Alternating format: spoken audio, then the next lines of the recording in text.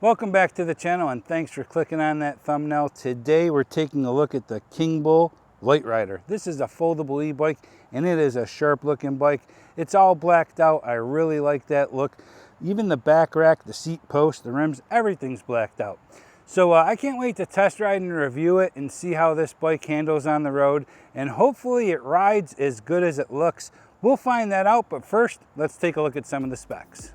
So this foldable step-through Literider e-bike is currently on the Kingbull website for $999. It comes in one size, recommended for riders 5'1" to 6'5", and 4 color options: white, red, black, and green. The motor on this bike is going to be a 40-volt, 750-watt hub motor. It has 1,300 watts at its peak and 80 Newton meters of torque.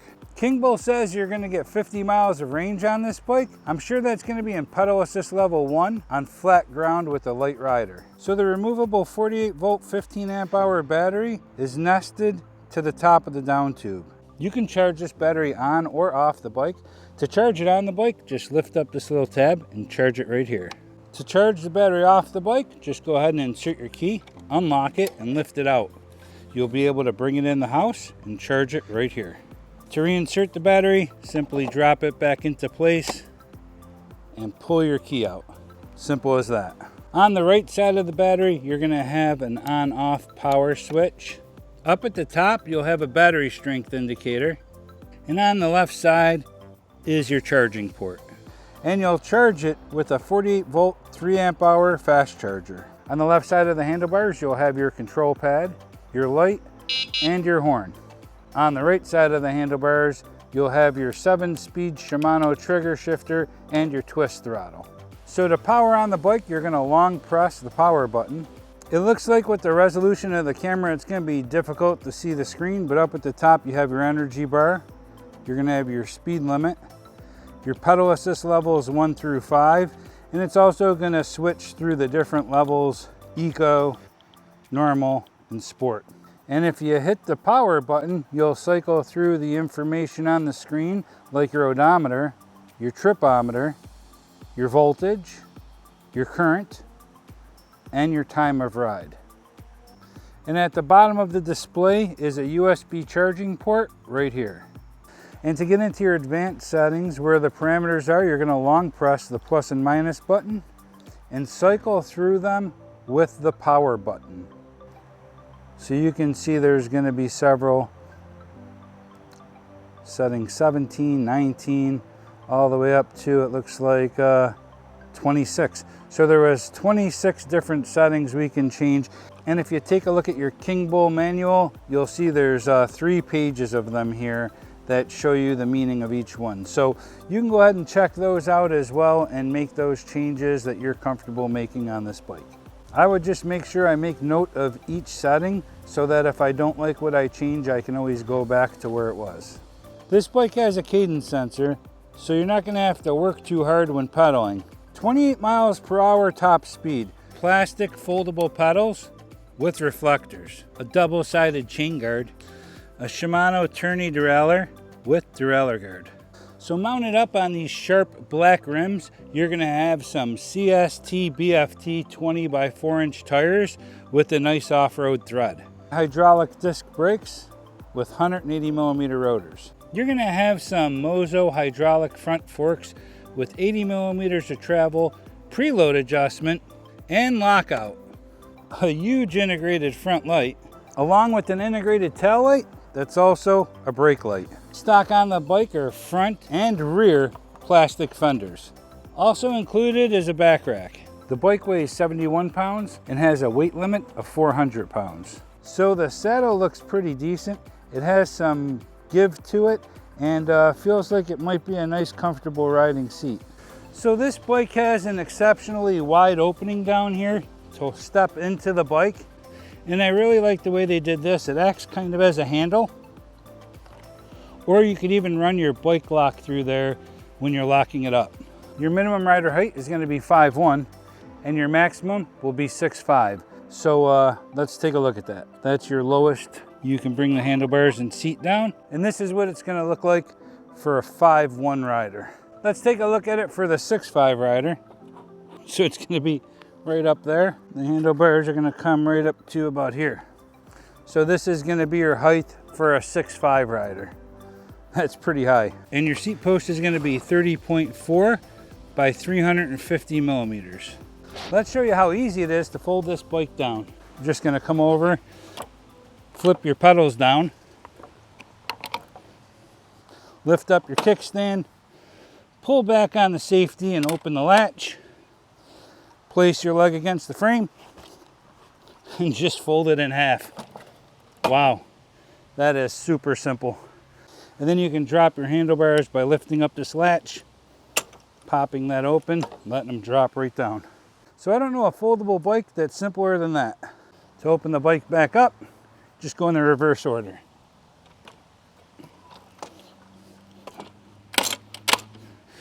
Really simple and super fast.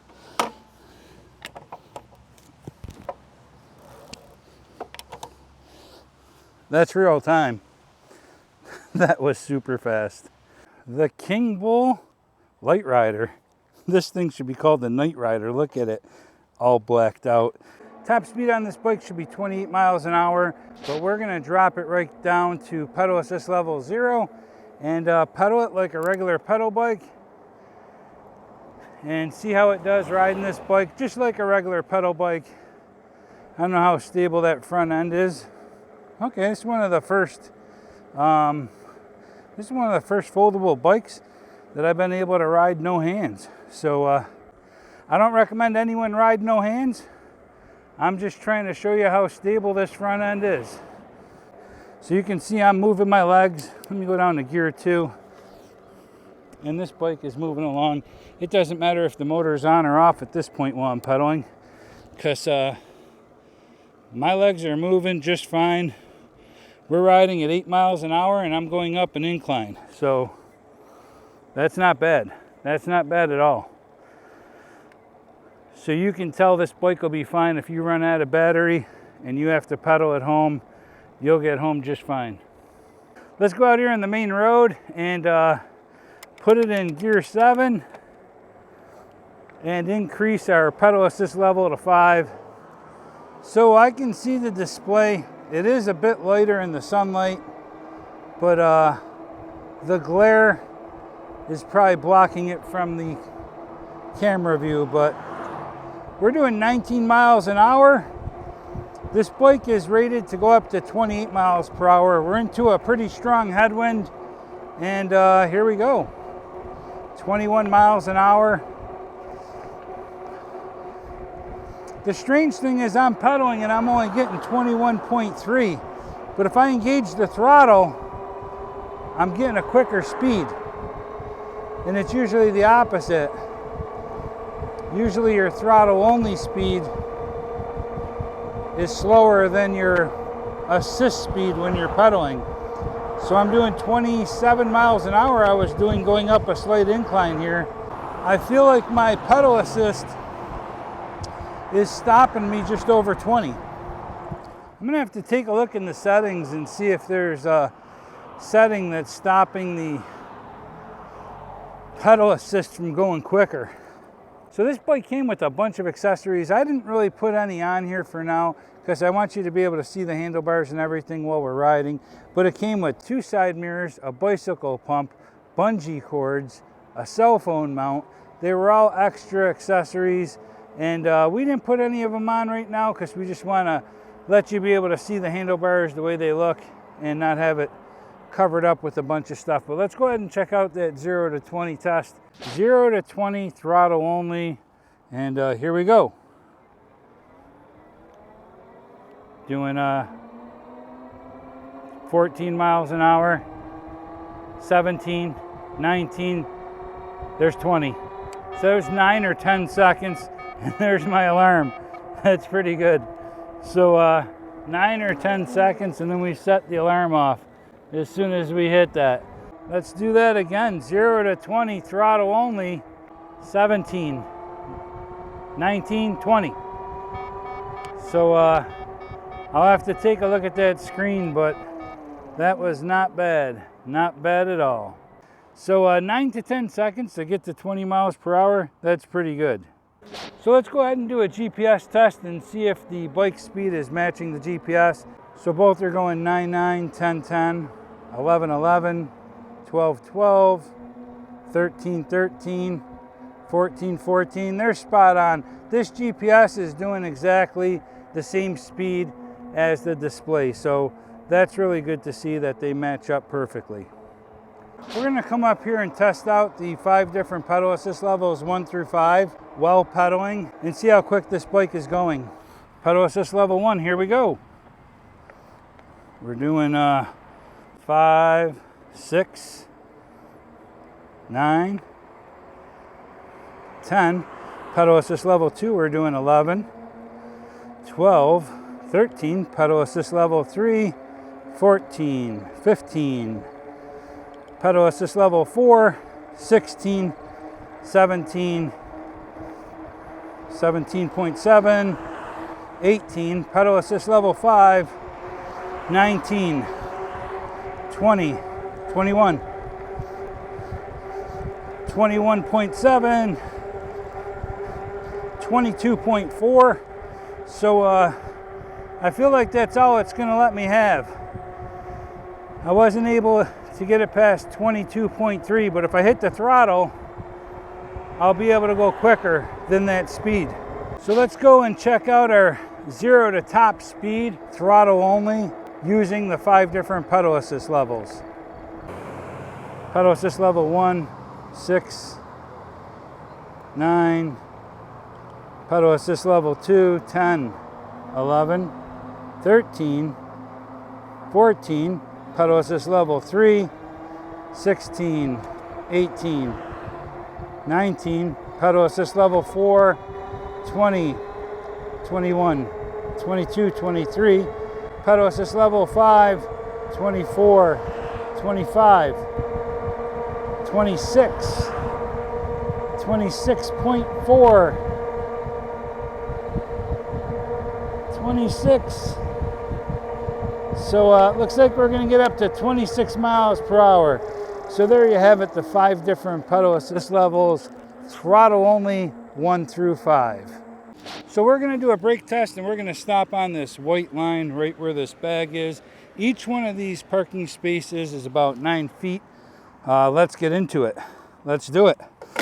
We'll do a test at 20 and top speed to see how well this bike stops.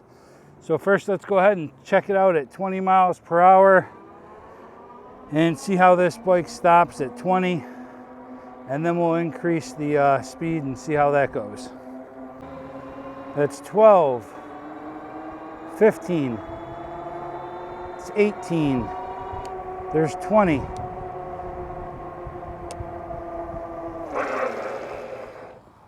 Okay, 2.5 parking spaces. That's 2.5 parking spaces at 20. Let's do it again. Let's get it up to 20. 18, 19, there's 20. Okay, 2.5 spaces.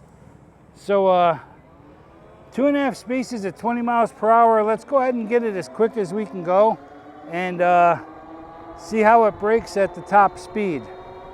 We're gonna come way out here to the end of the parking lot. We'll go ahead and start out here as far as we can go. We can't go further than this. Here we go. Full throttle. 14. 17. We do have a decent headwind. 19. 21. 22. 23. 24. Okay. So that's 4 parking spaces.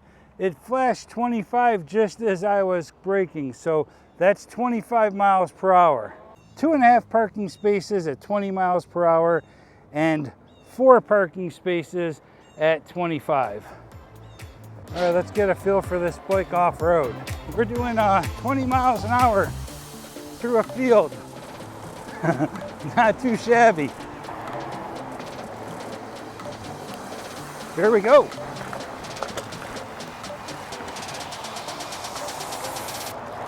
Here comes some heavy roots up here. Yeah, here they come. Whoa, yeah, all right. This bike does all right on this off-road stuff, and it turns really well. It's hard to believe it's a foldable bike. I feel like I'm riding a little BMX style bike. These fat tires are just hugging the road really nice. We'll go over here. Yeah, here's some more pretty heavy duty roots over on this side, and some rougher terrain. Let's hit it up. Here we go. Whoa. Yeah, them are some big roots. There's this little steep incline. We're gonna try to make it up there throttle only. A lot of bikes can't make it up, but we're gonna give it a shot, see if this one will. Here we go, throttle only, and here's our little hill. And it did it. Not all bikes make it up that incline there, throttle only, so the bike's got some giddy up and go. So this bike is good on or off-road. So what do I like about this bike? So I like the fact that the bike comes with integrated front headlight and tail light, and then it also has brake lights. I like that it has hydraulic disc brakes. I like that it comes with front and rear fenders, and it also includes a back rack. The fact that it has suspension with lockout. I love the look of the bike. This thing's completely blacked out.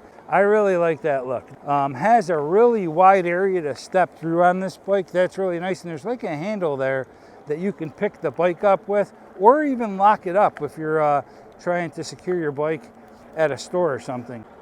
I like that it has a 750 watt hub motor because this thing has some kick, and it's nice that it has the power. I also really like the fact that these front handlebars are balanced. You don't see that on foldable e-bikes often.